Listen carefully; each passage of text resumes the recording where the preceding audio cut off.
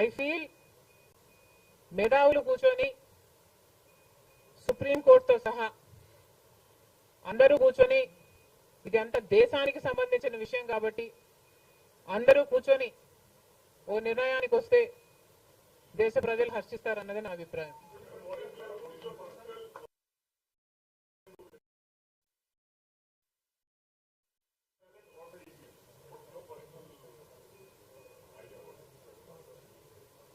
How does it matter what I think personally? Exactly. The reason I want Supreme Court to be involved is because I don't know the entire positives and the negatives of it.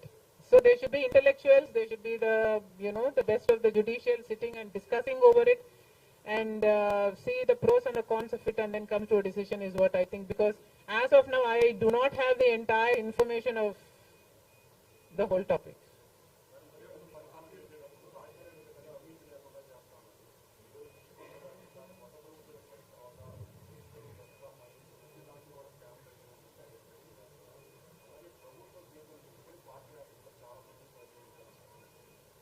ప్రజలు బుద్ధి చెప్పారు కదమ్మా, ఇంకా నేను మాట్లాడటం ఎందుకు.